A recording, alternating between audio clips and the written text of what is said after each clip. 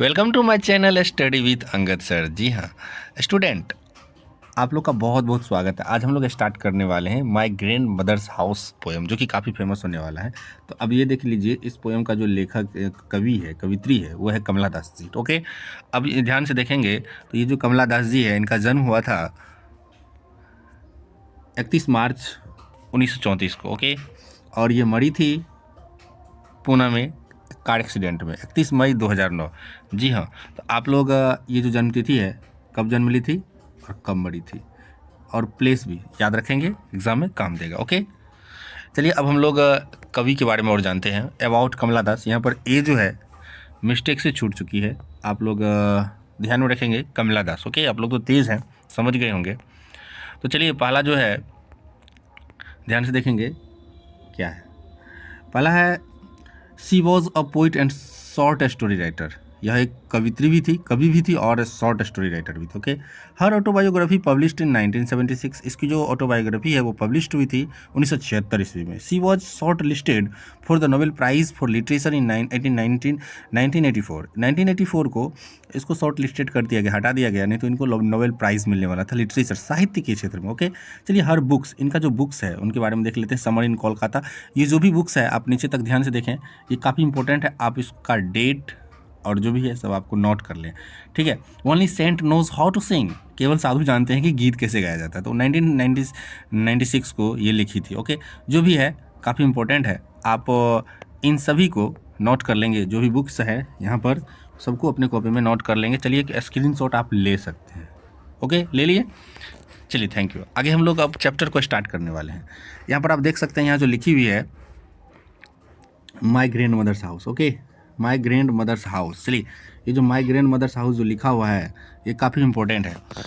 तो यहाँ से हम लोग पोएम को स्टार्ट करने वाले हैं। आप ध्यान से देखेंगे, इसमें आपको कुछ चित्र के माध्यम से हम बताए हैं। ये कह रही है क्या, देखिए चित्र में ये जो घर है, मान लेते हैं ये घर नानी जी की है, जहाँ मान लेते हैं कि कवित्री है कमला दास रहती थी, और ये मान लेते हैं कि इसकी नानी है जो इसको काफ़ी प्यार करती थी।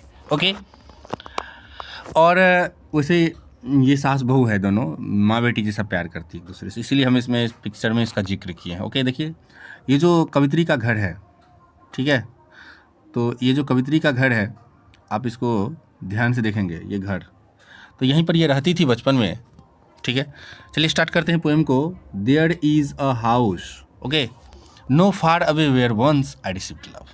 एक घर है यहाँ से दूर, जहाँ भी हम लोग रहते हैं, जहाँ से मुझे बहुत प्यार मिलता था। आई रिसीव्ड लव, ठीक है। दैट वीमेन डाइड, जो औरत, जो वीमेन क्या हो चुकी है, मर चुकी है। The house withdraw into silence, और वो जो घर है बदल चुकी है। इसका मतलब क्या होता है, चेंज हो जाना। अब वो जहाँ पर बच्चे रहते थे, जहाँ पूरा फैमिली रहते थे, अब वो क्या हो चुकी है, बदल चुकी है। ओके, अब वहाँ पर जो है ना वो क्या होगी, बदल चुकी है। ओके, इनटू साइलेंस किस रूप में बदल गई, साइलेंस के रूप में। अब वहाँ पर क्या हो रहा है, स्नेक मूव्स, वहाँ पर जो है ना स्नेक आदि मूव्ड कर रही है, यानी कि इधर उधर स्नेक ही स्नेक है, घूम रही है काफ़ी इस तरह से। और ये कह रही है कि एमंग बुक्स, कहाँ पर, बुक्स के बीच में और घर के बीच में भी, वहाँ पर केवल क्या है, स्नेक है। तो आप ध्यान से इस चित्र के माध्यम से देखें। अब उस घर में क्या है, ये बुक है, बुक बहुत सारा रखा हुआ है, और यहाँ पर बुक घर के अंदर क्या है, स्नेक है। ओके, तो आप इस चित्र के माध्यम से देख लिए कि ये कमला दास जी जहाँ रहती थी वहाँ का इसका घर है, ठीक है। ये उनका घर है जहाँ वो रहती थी, ठीक। और ये कमला दास मान लेते हैं वैसे है नहीं, और ये उसकी नानी। ओके, और ये बुक्स, जिस बुक्स के अंदर अभी सांप है, लेकिन जिस समय ये बुक था उस समय ये काफ़ी यंग थी, इस बुक को पढ़ भी नहीं पाई। बहुत सारा बुक्स, आके देखते हैं आगे है। आगे आप ध्यान से समझते हैं, समझिएगा, ये चित्र को देखिए। ये कह रही है कि जब हम बहुत छोटे थे उस समय जब बुक्स था तो उसको हम पढ़ नहीं पाए थे। देखिए आगे क्या कह रही है, ये कह रही है I was too young to read. उस बुक को पढ़ने के लिए, उस बुक को हम पढ़ नहीं पाए क्योंकि उसमें हम बहुत छोटे थे। To read and my blood turned cold like the moon. और ये कह रही है कि जो मेरा जो शरीर का जो खून है ना, वो काफ़ी चांद के जैसे ठंडा पड़ जाती है। कैसे, how often I think of going there to peer. जब मैं ये सोचता हूँ कि मैं उस घर को जाऊँ और झांक करके देखूँ, तो सोचते ही मेरा जो खून है वो क्या पड़ जाता है, ठंडा पड़ जाता है। ठीक है। Through blind eyes of windows और just listen to the forest to the frozen air. तो ये कह रही है कि मैं अक्सर सोचता हूँ कि मैं उस घर को जाऊँ देखने के लिए। ठीक है, उस घर को जाऊँ देखने के लिए, झांक करके देखूँ। कैसे देखूँ? झांक करके देखूँ। ये चाहती है कि उस घर को हम जाएं और कैसे देखें? झांक करके। ये कहती है उस घर में अगर हम जाएंगे तो जाने से पहले ही सोच के ही मेरा जो खून है ना वो किसके जैसे ठंडा पड़ रही है? चांद के जैसे। ओके। और ये बताती है कि जिस समय हम बहुत यंग थे, बहुत छोटे थे, उस समय उस घर में बहुत सारी बुक्स थी। अब ये चाहती है उस घर को जाए और कैसे देखे? झांक करके देखे। फ्रोजन ईयर का मतलब होता है जो गर्माहट हवा है ना उसको अनुभव करे। ओके। चित्र के माध्यम से आप ज़्यादा समझेंगे, इसीलिए हम आपके लिए काफ़ी मेहनत किए हैं। चलिए आगे देख लेते हैं, आगे क्या कर रही है। और in wild despair pick and armful. ठीक है। Darkness to bring it there to lie behind my bedroom door like a boarding dogs. और ये देखिए क्या कहना चाह रही है। ये कहना चाह रही है कि वहाँ की जो यादें हैं, ठीक है, उसको वहाँ से पूरे आर्म फुल हाथ फैला करके वहाँ की जो डार्कनेस है, अंधेरा है, उसको हम लेकर के आएँ और अपने बेडरूम में लगाएं जहाँ पर और भी अधिक अंधेरा है। ठीक है। कैसे?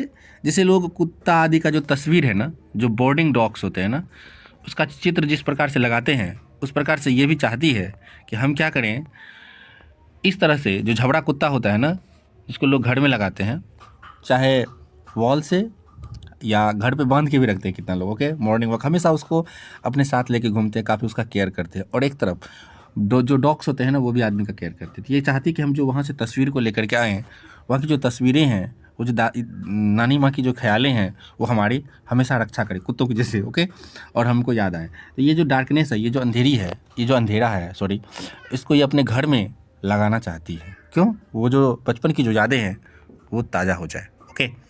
चलिए आगे देखते हैं, आगे ये क्या कर रही है अपने पति देव को। ध्यान देंगे, काफ़ी मज़ा आने वाला, अब मज़ा आएगा आपको। ओके। अब ध्यान से देखेंगे ये क्या कर रही है।